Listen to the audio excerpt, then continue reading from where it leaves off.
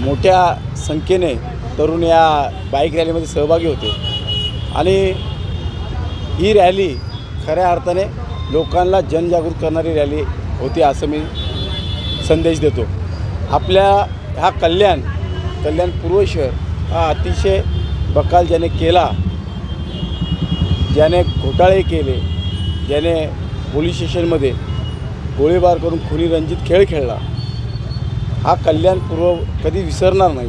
इथले नागरिक या ठिकाणी 20 तारखेची वाट बघतायत, जेणेकरून त्यांना मोठ्या प्रमाणात अशा नाकर्त्या ज्यांनी विकास केला नाही, कल्याण पूर्वचा भकास केला, अशा विरोधात मोठ्या प्रमाणात मतदान होणार आहे।